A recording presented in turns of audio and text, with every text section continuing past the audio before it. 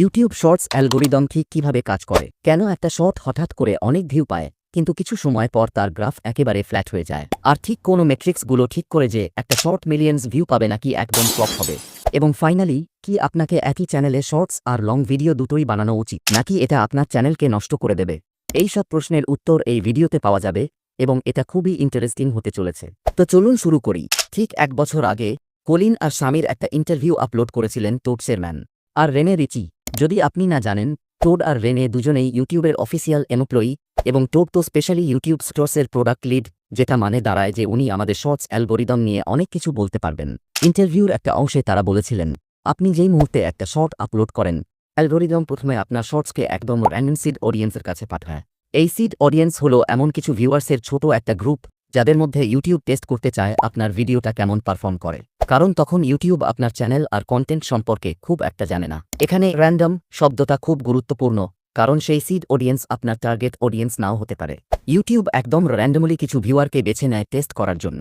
ধরুন সেই অডিয়েন্স যদি আপনার শর্টসের সাথে ভালোভাবে এনগেজ না করে, তাহলে কিছু সময় পর ইউটিউব আপনার ভিডিওর ভিউ একেবারে বন্ধ করে দেবে, মানে এরপর আর প্রায় কোনো ভিউ আসবে না। কিন্তু যদি সেই র্যান্ডম সিড অডিয়েন্স আপনার অ্যাকচুয়াল টার্গেট অডিয়েন্স হয়ে যায় এবং আপনার কন্টেন্ট যদি ভালো হয়, তাহলে সেই ভিউয়ার্স আপনার ভিডিওর সঙ্গে ভালোভাবে এনগেজ করবে। এতে ইউটিউব একটা পজিটিভ সিগন্যাল পাবে এবং সে আরও নতুন ভিউয়ার খুঁজবে যাদের সেই সিড অডিয়েন্সের সাথে মিল আছে। যদি সেই নতুন ভিউয়ার্সও আপনার শর্টসকে ভালোভাবে দেখে, তাহলে ইউটিউব আবার ভিডিওটাকে আরও পুশ করবে এবং এই প্রক্রিয়া চালু থাকবে। এখন আপনি বোঝার মতো অবস্থায় এসেছেন শর্টস অ্যালগোরিদম কিভাবে কাজ করে। প্রায় সব শর্টস ক্রিয়েটারের একটা কমন প্রশ্ন থাকে, আমার শর্ট তো ভালো পারফর্ম করছিল, হঠাৎ ইউটিউব তার ভিউ বন্ধ করে দিল কেন? আপনাকে বুঝতে হবে, লং ভিডিও আর শর্ট ভিডিওর অ্যালগোরিদম এক না, হবেও না। লং ভিডিওর ক্ষেত্রে একটা ভিউ মানে কেউ ইচ্ছা করে সেই ভিডিওটা ক্লিক করে দেখেছে, কিন্তু শর্টসের ক্ষেত্রে সেটা হয় না। এখানে শর্টস ফিডে ভিডিও চলে আসে, কোনো থাম্বনেইল নেই, ক্লিক করারও কিছু নেই। তাই ইউটিউবকে বুঝতে হলে আপনার ভিডিও ভালো কিনা তার একটাই উপায় থাকে, র্যান্ডম একটা অডিয়েন্সকে ভিডিওটা দেখানো, মানে সেই সিড অডিয়েন্স। তো এখন যদি অ্যালগোরিদম কনসেপ্ট ক্লিয়ার হয়, তাহলে আপনার পরবর্তী প্রশ্ন হবে, কোন মেট্রিক ইউটিউব দেখে বুঝে যে আমার শর্টস ভালো পারফর্ম করছে কিনা। লং ভিডিওর ক্ষেত্রে যেমন আমাদের সিটিআর এভারেজ ভিউ ডিউরেশন থাকে, তেমন শর্টসের ক্ষেত্রে যেটা ইম্পর্ট্যান্ট সেটা হলো how many choose to view, অর্থাৎ কতজন ভিডিওটা দেখেছে আর কতজন সুইপ করে দিয়েছে। এটাকে বলা হয় ভিউয়েড সুয়াইপ আওয়ার রেশিও। ইউটিউব এটাতে দেখে যে কত পার্সেন্ট ভিউয়ার আসলে ভিডিও দেখতে থেমেছে। কেবলমাত্র যারা ভিডিও দেখতে থেমেছে তাদের ভিউ কাউন্ট হয়। এবার হয়তো আপনার মনে প্রশ্ন আসছে, কত সেকেন্ড দেখলে ভিউ কাউন্ট হয়? কলিন এই প্রশ্নটাই টোডকে করেছিলেন। টোডের উত্তর ছিল, ইউটিউব কখনোই পাবলিকলি বলেনি কত সেকেন্ড দেখলে সেটা ভিউ হিসেবে কাউন্ট হয়, কিন্তু অ্যালগোরিদম আসলে ইন্টেনশনালিটি মেজার করার চেষ্টা করে। মানে যদি ইউটিউব মনে করে যে ভিউয়ার ইচ্ছা করে ভিডিওটা দেখছে, তাহলে সেটা কাউন্ট হবে, নয়তো বাদ পড়ে যাবে। এরপর প্রশ্ন আসে, ভিউয়েড দ্য সুয়াইপট পার্সেন্টেজ কত হলে ভালো? অ্যাডি গ্যালোওয়ে, যিনি মিস্টার বিস্টের মতো বড় বড় ইউটিউবারদের সাথে কাজ করেন, উনি একটা স্টাডি করেছিলেন 5000 শর্টস নিয়ে। স্টাডিতে দেখা গেছে যেসব শর্টসের ভিউয়ের পার্সেন্টেজ 60% বা তার কম ছিল, সেগুলো তেমন ভালো পারফর্ম করেনি। আর যেসব ভিডিও ভাইরাল হয়েছিল, সেগুলোর ভিউয়ের পার্সেন্টেজ 70-90% এর মধ্যে ছিল। আবার বলছি, এটা একটা স্টাডি, তো আপনি এই নম্বর নিয়ে অতি চিন্তিত হবেন না। কিন্তু হ্যাঁ, যদি আপনার ভিউয়ের পার্সেন্টেজ 80% বা তার বেশি হয়, তাহলে আপনার ভিডিও ভাইরাল হওয়ার সম্ভাবনা অনেক বেশি। আমার পার্সোনাল এক্সপেরিয়েন্সেও যেসব ভিডিও ভাইরাল হয়েছে, তাদের ভিউয়ের পার্সেন্টেজ সবসময় 75%-এর উপরে ছিল।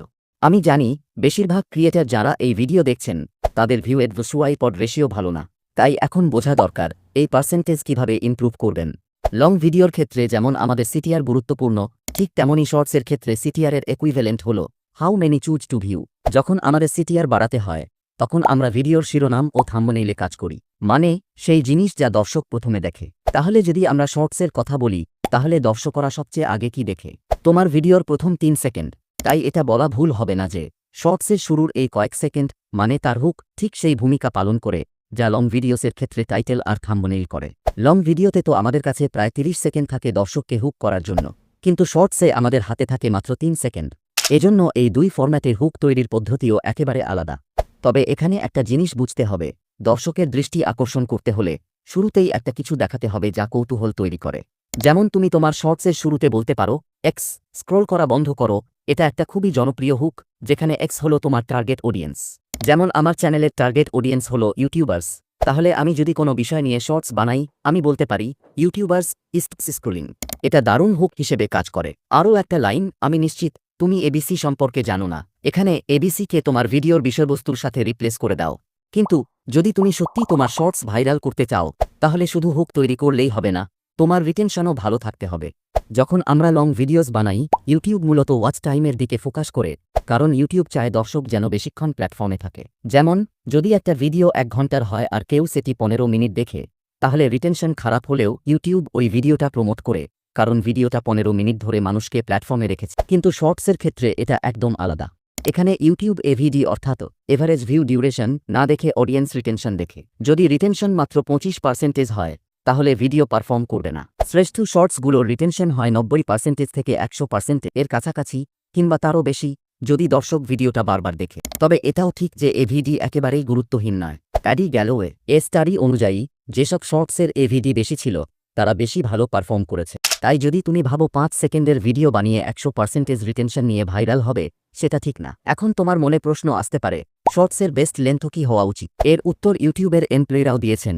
তোমার ভিডিও যে দৈর্ঘ্যের হওয়া উচিত, সেটা নির্ভর করবে তোমার কন্টেন্টের গল্পের উপর। কিছু নিচে এমন আছে যেখানে ছোট, তাড়াতাড়ি রিওয়ার্ডিং ভিডিও ভালো চলে, আর কিছু নিচে এমনও আছে যেখানে তুমি পুরো স্টোরিটেলিং ব্যবহার করে বিগিনিং, মিডিল, এন্ড সহ দীর্ঘ শর্টস বানাতে পারো। সুতরাং ইউটিউব শর্টসের জন্য বেস্ট লেন্থ হলো যেখানে তুমি তোমার কন্টেন্ট পারফেক্টলি ডেলিভার করতে পারো। এখন অনেকের মনে একটা প্রশ্ন, ভাই, আমরা কি শর্টস আর লং ভিডিওস একই চ্যানেলে আপলোড করব? এই প্রশ্নটার উত্তর দিই। যখন ইউটিউব দেখে যে কোনো একজন ভিউয়ার শর্টস ফিডে তোমার ভিডিওগুলো বারবার এনজয় করছে, তখন অ্যালগরিদম সেই ভিউয়ার এর হোম পেজ এ তোমার লং ফর্ম ভিডিওসও দেখাতে শুরু করে। কিন্তু এটা জরুরি না যে যারা তোমার শর্ট দেখে তারা তোমার লং ভিডিওসও দেখবে।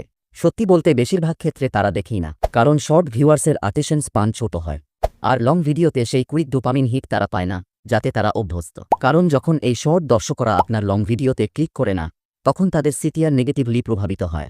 বা ধরুন তারা ক্লিক করেও দিল, তাহলে তারা খুব তাড়াতাড়ি সেই ভিডিওটি বন্ধ করে দেবে, কারণ এটা তাদের অভ্যাসের বাইরে। উদাহরণ হিসেবে আপনি এই চ্যানেলটি দেখুন, জ্যাক ফেল্ডম্যান। তার 23 মিলিয়ন সাবস্ক্রাইবার, যেখানে তার শর্টস এ নিয়মিত মিলিয়ন্স ভিউ আসে, কিন্তু লং ভিডিওতে কষ্ট করে 20,000 ভিউসও হয় না। আরেকটা চ্যানেল আছে, ড্যান রোডস, যার 26 মিলিয়ন সাবস্ক্রাইবার আছে এবং তার শর্টসে প্রায় 800 মিলিয়ন ভিউস, কিন্তু লং ভিডিওতে মাত্র 500,000-এর মতো ভিউস আসে। ইউটিউবে এমন অনেক চ্যানেলের উদাহরণ আপনি পাবেন যাদের অডিয়েন্স একেবারে স্প্লিট হয়ে গেছে। তাহলে উপসংহার কি? একদম আলাদা চ্যানেল বানানো উচিত। হ্যাঁ, যদি আমি হতাম তাহলে আলাদা চ্যানেলই বানাতাম। আর আমার পার্সোনাল অ্যাডভাইস থাকবে, আপনিও তাই করুন। তবে এর মানে এই না যে এক চ্যানেলেই শর্টস আর লং ভিডিও একসাথে পোস্ট করে গ্রো করা অসম্ভব। অনেক চ্যানেল আছে যারা এটা সফলভাবে করে। উদাহরণ হিসেবে ধরুন ডেইলি অফ ইন্টারনেট।